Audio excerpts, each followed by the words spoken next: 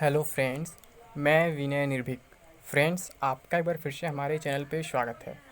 Friends, जैसा कि आप लोग जान रहे हैं, धीरे धीरे सभी एग्ज़ाम शुरू हो रहे हैं और मैं आपसे ये भी बोला था पहले भी कि आपका जो एसएससी एमटीएस था वो भी अपने टाइम पे ही होगा। तो अभी तक आप जान रहे हैं उसका भी पोस्टपोनमेंट नोटिस नहीं आया है, तो ये एक अलग बात है। और अभी आपको मालूम है एक नया एग्ज़ाम शेड्यूल किया गया है। जी हाँ फ्रेंड्स, यूपीएससी ईएसई एग्ज़ाम, यानी कि यूपीएससी इंजीनियरिंग सर्विसेज एग्जामिनेशन, ठीक है, इंजीनियरिंग वालों को जो होता है वो एग्ज़ाम आपका 18 जुलाई को और फिर से शेड्यूल किया गया है, आपको मालूम होगा। तो इससे ये अब कंफर्म हो चुका है कि अब लगभग जुलाई से सारे एग्ज़ाम्स स्टार्ट हो जाएंगे जो भी पोस्टपोन हो चुके हैं, ठीक है। तो अब यहाँ पे आपको मालूम है कि जुलाई में आपका, जैसे यहाँ लिखा हूँ मैं, कि अब रेलवे के भी एग्ज़ाम शुरू, एनटीपीसी जुलाई में, ग्रुप डी अगस्त में भी नहीं। तो फ्रेंड्स, ये दोनों बातें कहीं ना कहीं सही है। एनटीपीसी जुलाई में इसलिए हो सकता है क्योंकि जुलाई में कुछ डेट्स खाली हैं और एनटीपीसी को केवल 2 दिन चाहिए मात्र, और एनटीपीसी ऑलरेडी हो चुका था पूरी तरीके से, मात्र 2 दिन का एग्ज़ाम बचा हुआ है, तो वो कभी भी कराया जा सकता है। और मैं आपसे कई बार लगातार बोल चुका हूँ कि सबसे पहले एनटीपीसी का ही होगा। जो भी है पुराने एग्ज़ाम्स जो पेंडिंग पड़े हुए टीसीएस के हाथ में, यानी कि जो भी ऑनलाइन एग्ज़ाम्स पड़े हुए हैं, चाहे एसएससी की बात करें चाहे रेलवे की हम बात करें, और या फिर बैंकिंग का ही, मतलब जो जिस हिसाब से शेड्यूल था उसी हिसाब से आगे कराने का प्रयास किया जाएगा। तो सबसे पहला एग्ज़ाम आपका एनटीपीसी का ही था, तो एनटीपीसी का उम्मीद है कि जुलाई के लास्ट वीक में हो जाएगा, ठीक है, ये उम्मीद है।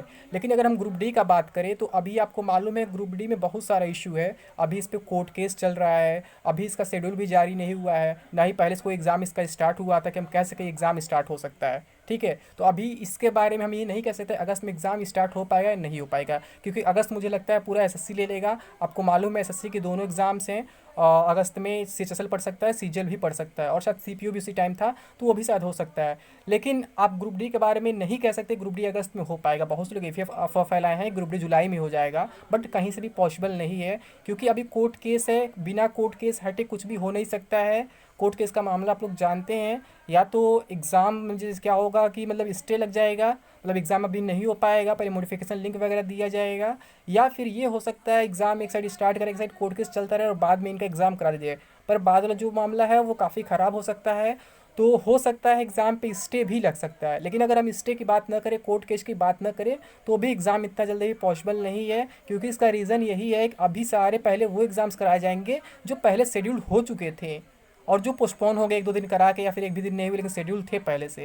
लेकिन ग्रुप डी के मामले में ऐसा बिल्कुल भी नहीं है, न तो पहले से कोई शेड्यूल था ये, और ना ही मतलब कि इसकी कोई तैयारी थी, कोई प्रिपरेशन था पहले से। आपको मालूम है प्रेस कॉन्फ्रेंस बोले था अप्रैल में है, फिर बाद में क्या बोला गया, हमने इसकी कोई तैयारी नहीं किया है, हमारे पास कोई कैलेंडर नहीं है, ये वो, मतलब अपनी बात से लोग तुरंत पलट गए। रेल मंत्री ने बोला कि हम कैलेंडर दे चुके, बार बार कैलेंडर नहीं देंगे। फिर बाद में चेयरमैन वगैरह क्या बोले कि अभी ग्रुप डी को लेकर कोई तैयारी नहीं है, अभी कोई प्रिपरेशन नहीं है, अभी हम इसके कराने के बारे में नहीं सोचे हैं, अभी कोई शेड्यूल नहीं है, कुछ नहीं है, ये नहीं है, वो नहीं है, तो लोग मना कर दिए। यानी कि इससे साफ पता चलता है ग्रुप डी जो है जुलाई के अगस्त में भी चांसेस नहीं दिख रहे हैं कहीं से भी। ग्रुप डी होना होगा तो सितंबर के आसपास हो सकता है, और अगस्त में अगर हुआ तो वही मान के चलिए कि लास्ट वीक तक हो सकता है।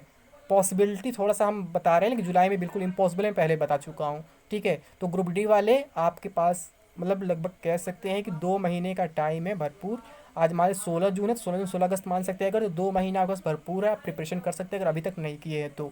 और एनटीपीसी वाले जिनका बचा है 3 लाख कैंडिडेट्स का, उनका जुलाई के लास्ट वीक में एग्ज़ाम हो सकता है, क्योंकि जब 18 जुलाई को ऑफलाइन एग्जाम है तो ऑनलाइन भी हो सकता है। और आपका मालूम है अभी एमटीएस शेड्यूल में बोला था कि पोस्टपोन होने के चांसेस कम दिख रहे हैं। बहुत से लोग ये सवाल कर रहे हैं कि 1 जुलाई को बंगाल में लॉकडाउन लगा हुआ है। तो फ्रेंड्स, मैं पहले ही बताया था कि एसएससी का एग्ज़ाम रीजनल होता है, वहाँ का एग्ज़ाम रोका जा सकता है। वैसे एक दिन का मामला है, किसी तरह परमिशन लिया जा सकता है, या फिर एक के बजाय 2 तारीख से एग्ज़ाम स्टार्ट किया जा सकता है। ऐसा बहुत से एग्जाम्स में होता है, आप देखें हैं 1 तारीख को बोले 2 तारीख से स्टार्ट किया जाता है, 4 को बोले 5 तारीख से स्टार्ट किया जाता है, ये भी पॉसिबिलिटी है। तो मुझे नहीं लगता कि अब एमटीएस जो है बहुत ज़्यादा पोस्टपोन होने वाला है। मुझे लगता है अपने टाइम से ही होगा, 1 की बजाय भले 2 से हो जाए, लेकिन होगा, ऐसा लगता है, ठीक है। और फिर जुलाई में एक एनटीपीसी हमको दिख रहा है जो हो सकता है तत्काल। फिर आपके सीएचएसएल वगैरह है जो अगस्त में हो पाएंगे, क्योंकि एक एसएससी का भी रूल होता है पहले से नोटिफाई करता है, रेलवे की तरह नहीं कभी कुछ भी अचानक कर दे।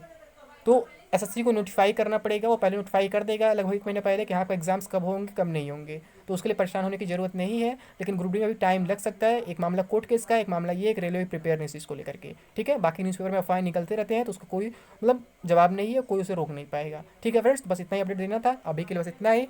थैंक यू, जय हिंद, जय भारत।